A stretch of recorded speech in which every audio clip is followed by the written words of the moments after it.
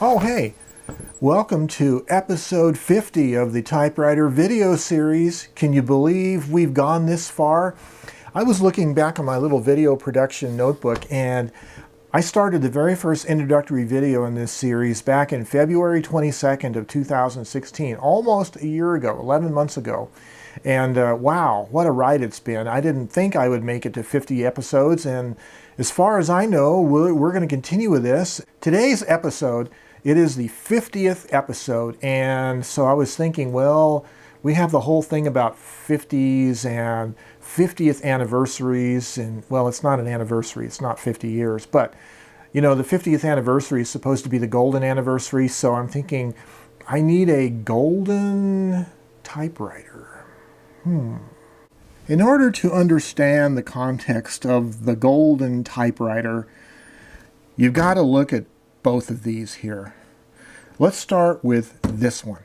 So this one here, let me open up the clasp on the case, and it's not gold in color, but it is a blue two-tone Smith-Corona Galaxy 12. No, not golden in color, but it is a manual Smith-Corona Galaxy 12 typewriter. You've probably seen me talk about this before. What does this have to do with a golden typewriter? Let me show you, because this is a manual typewriter. This, on the other hand, is the electric version of that same type of typewriter. First, let me explain a little bit about the background I have with electric typewriters. In 1970 or 71, my oldest brother, 3 years older than me, my dad buys him a Hermes Model 10 electric typewriter. It's basically the family's electric typewriter. He uses it in high school and then into college a little bit. He still has the typewriter. It's actually on a long-term loan, which we're going to talk about in another episode of this series. But that was my first or earliest experience with an electric typewriter. It was essentially an electrified manual typewriter. Then I went into high school. I took typing class, and they had, I think it was Underwood Electrics and IBM Selectrics, and I think I typed on an Underwood, which was kind of a electrified manual also. And then in the 1980s, I bought a Smith-Corona daisy wheel plastic wedge kind of electronic typewriter. Used it for a few years. I liked it okay, but I wasn't into the typewriter thing back then as much as I am now. So fast forward to, I believe it was sometime in 2016, I was in a thrift store and I saw the case of this Smith-Corona Coronet Automatic 12 is the same style and rough dimensions of the Smith-Corona Galaxy 12 manual. It's just taller or fatter because the machine's a little taller. But this is the golden typewriter, if you will, for the 50th anniversary or 50th episode of this series. It's not golden in the sense of being spectacularly rare, valuable, or anything like that. It's really golden because of the color. Not exactly gold, but it's the closest thing I have. Okay, let's talk about this typewriter. What is it? Well, it is an electrified manual typewriter. The carriage assembly back here has the conventional Smith-Corona Galaxy type of features. It has a manually operating carriage. That is, you can use the carriage release levers on both sides, and you can operate the platen and the carriage knobs and move the carriage. It's a standard manual style carriage platen assembly. You can even, I believe, remove the platen in the way you can with Smith-Coronas by flipping up the lever and pulling out the platen. It comes out just like on the other manual Galaxy 12. It has a conventional type basket with type bars. Let me flip that around and show you. So here's a view looking down from above on it. Again, a standard Smith-Corona manual style carriage. Has all the standard features. Your paper bail, your margin settings are all like a manual typewriter, even your paper support, the platen release lever here, the knobs, the line spacing lever, everything is like a manual typewriter. It essentially is. Standard ribbon vibrator, and ribbon, and you have the articulating ribbon cover that folds off to reveal standard cloth 1/2" manual style typewriter ribbon spool assembly, and you have the basket, so-called basket of type slugs and type bars, just like the blue Smith-Corona Galaxy 12. So what is different about this typewriter then? Well, what's different about it is if you press one of the keys, nothing happens because the power cord is unplugged. Okay, so to feed the paper in, you do it like a standard Smith-Corona Galaxy manual typewriter.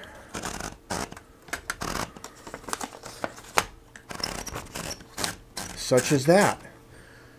And then what you have to do is plug in the power cord. Now, when I got this machine, this thing was in bad shape, very dirty shape. It was filthy inside, and actually I haven't really cleaned it all that much. It's difficult to take the outer panels off and to remove the chassis from the body shell.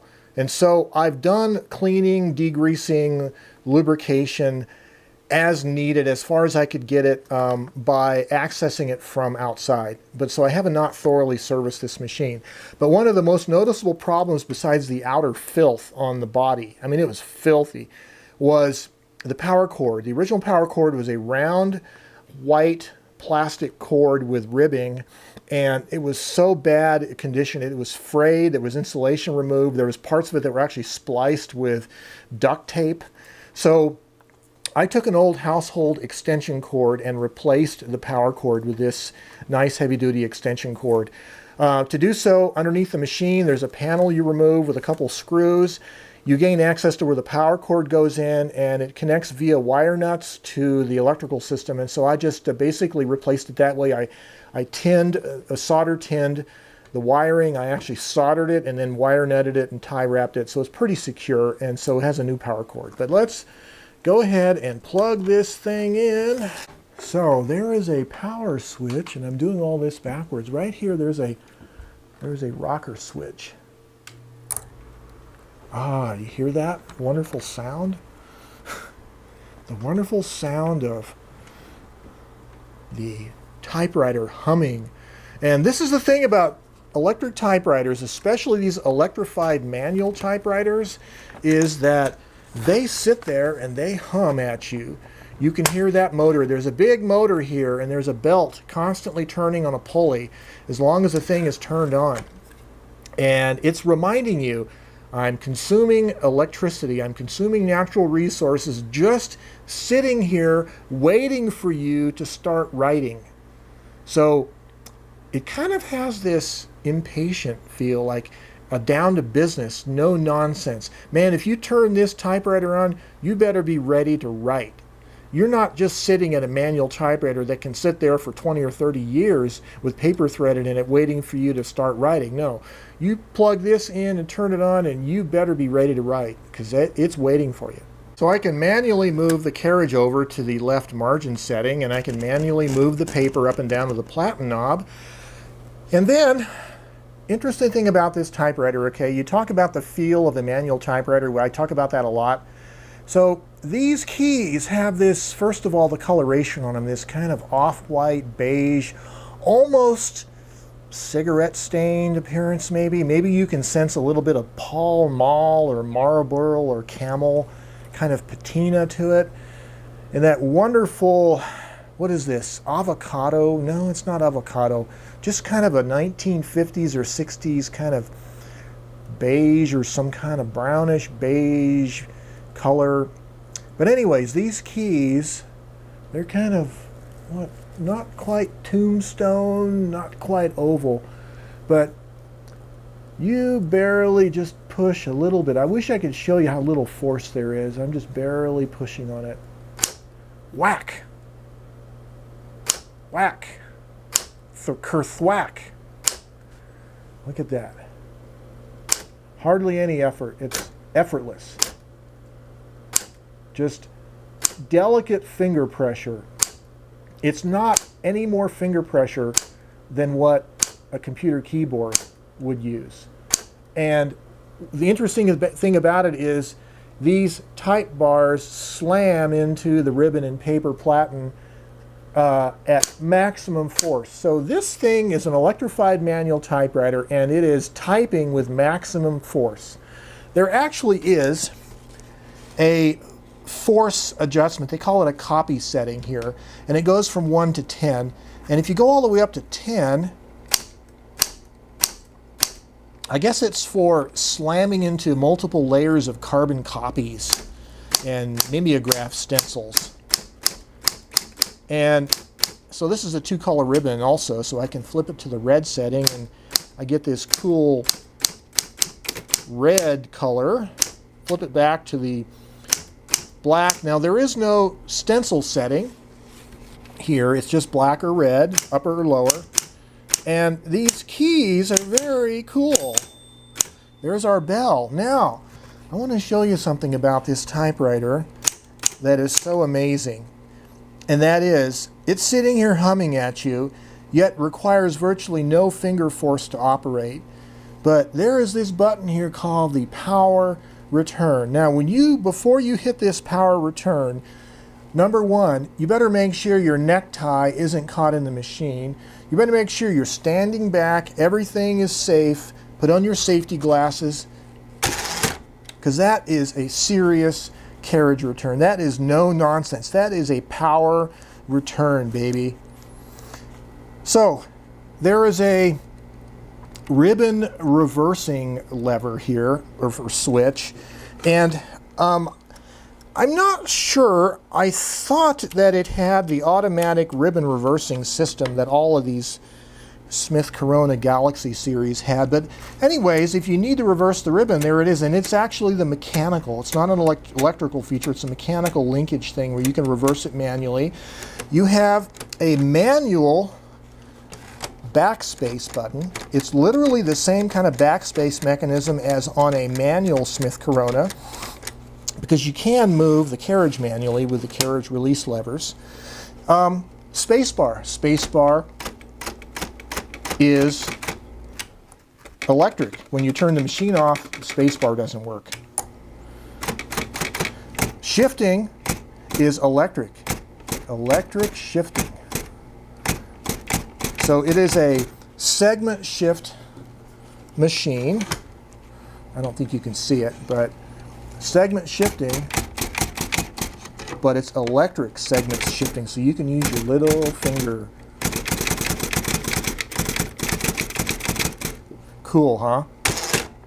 Another thing I wanted to mention was that this typewriter also has the full tab set clear and tab bar of the manual Smith-Coronas, and it's a manual tab system. It's the same tab system as in the Galaxy series. So it's manual tab system, manual platen motion, except it's motorized. The carriage is motorized, but it's also manual. So how cool is that? And I've got to show you the quality of type on this machine. This is again a manual typewriter.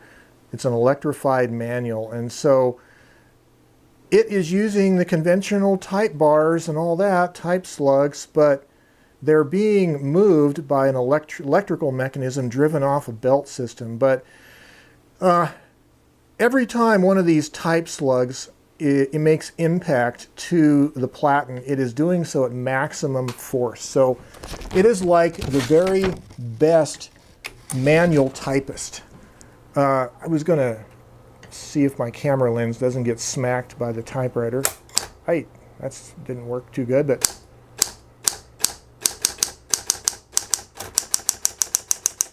I mean, that thing is just fast and powerful and makes a dark imprint every time. Imagine, if you will, it's the 1950s or maybe early 1960s, and you are a typist who maybe was trained on manual typing, and all of a sudden one of these things comes on the market, and no longer do you have to smack your fingers to the bone to get good solid imprints at fast speed, but this thing has this feather touch gentle push button mechanism with the power of electricity behind it, where you barely tickle them keys and you have the full force of electromechanical technology behind you to impart the strength to make a solid imprint every time. This was probably an empowering kind of technology for the office secretary because it didn't require the force of a heavyweight boxer to operate in terms of finger force. It had the power of electromagnetics behind it, and yet it still had all the familiar mechanical features of a manual typewriter in terms of the carriage and the platen and all that. I can't help but think that, this is strictly, certainly a transitional technology. You can see that this is a hybrid thing. This is a hybrid between a manual typewriter and what would become the computer. It's built right in its genetics. You can see that there is that transitional thing going on. It isn't fully developed. It isn't the electronic daisy wheel typewriters with their memory, racing ribbons, and the fine imprint quality. You get the imprint quality of a manual typewriter on this, although it's pretty good quality because it's always hitting it at the hardest, consistent, smooth kind of force. And yet it's electric, but it doesn't have the automation of the later computerized typewriters.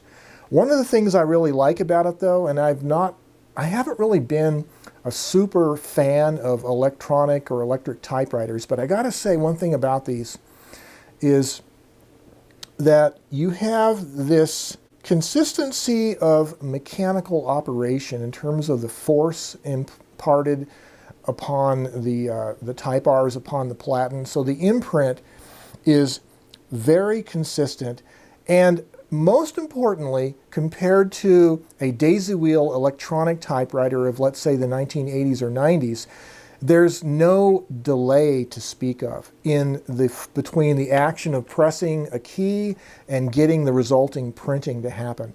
The delay it's almost the same as manual typing, maybe even a little bit faster, because as soon as that button is pressed, there's a switch that's made and it activates the electromechanical solenoid mechanism to smack that type bar into the paper. So you don't have the delay of the later electronic typewriters that become so irritating.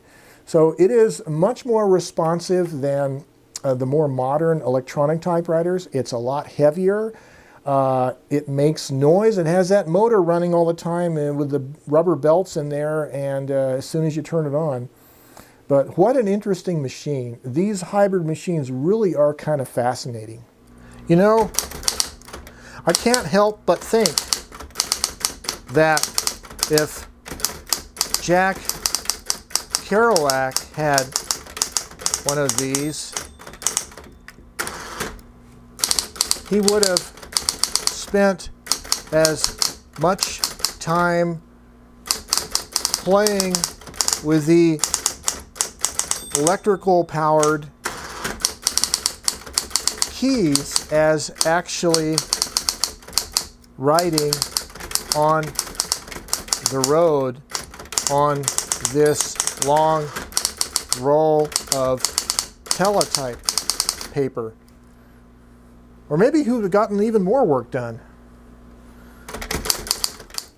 Well, a good question to ask oneself is, where does this electrified manual typewriter fit in the hierarchy of typewriters in my collection and in general the kind of typing and the kind of machines I like? Well, I have, a dozen or so manual typewriters plus this one electrified manual. And obviously from watching my previous videos and hearing me talk, I do love manuals, especially portables, ultra portables, because you can just take them and go places and not be chained to the facilities of electricity. But this electrified manual typewriter, this Smith-Corona Coronet Automatic 12, is a workhorse typewriter. It truly is. When you sit down at it and you turn that power switch on and that motor starts turning and humming and it's sitting there waiting for you to type, and you barely press those little keys with very gentle finger force and whack, whack, whack, whack, whack. It is typing at full force, and you hit that power return, your little pinky gently hit it, and wham, that carriage returns. You have yourself a workhorse typewriter machine that you can really do some powerful writing with. And so that's what this is. This is a no-nonsense typing machine. It isn't really pretty unless you really like the color of baby poop diapers. And it has that kind of 50s or 60s styling that's kind of retro and kind of fun. The keys, it has that ivory, as I said earlier, kind of cigarette smoky looking stained appearance, but that's kind of funky. It kind of comes right out of that place. I mean, you can imagine, you can picture somebody sitting down at that machine with a cigarette hanging out of their mouth, dangling, ashes about ready to fall, smoke going in their eyes, sitting there just banging away, working, you know, writing up some report or whatever, a paper. And that thing is just bing, bing, bing. It's typing and it's working and there's no nonsense. You know, that machine was really filthy. I mean, really filthy. I took it out of the case, and in the bottom of the case, it was grody old, crusty old, you don't even want to think of what it was. Insides of the machines were like that. There's still a lot of typewriter eraser crumbs and all kinds of gunk and stuff in there that I really would have to fully disassemble it in order to really clean it. But I've been able to blow it out, degrease it, lubricate it in places sufficient to where it is functional, and I don't use it all that much right now. It has been sitting out in my garage, in my cold garage that stays about 45 or 50 degrees Fahrenheit, and so I just brought it in this morning, let it warm up for an hour or so, and it runs like a champ. And so this is the Electrified Smith-Corona Coronet Automatic 12. What a great typewriter. It kind of is a golden typewriter in some ways. It is special. It's not like the others. It's not the first machine that I would pick up if I wanted to just be creative necessarily. But if I wanted to bash out a long thing, a long report, a long paper, a long piece, and it was no nonsense, and if noise wasn't a problem, I wouldn't be using this machine late at night in my house with everybody else asleep. That's for sure. You're going to wake up the neighborhood when this machine operates. Of course, I'm exaggerating a little bit. But this is a no-nonsense typewriter. And sometimes there's a place in our lives for at least one electric typewriter. And if you got to have an electric typewriter, well, I think about how convenient it is to have the daisy wheel typewriters, if for no other reason than the fact that you can change out the type fonts and get those nice different kinds of styles and all the perfect looking uniform printing that those carbon film ribbons give you. But if you kind of want that retro look of a manual typewriter, but with the ergonomics and convenience and power and performance of an electric, you should have one good electrified manual typewriter in your collection. Well, this is Joe Van Cleve, and until next time, you have yourselves a great day.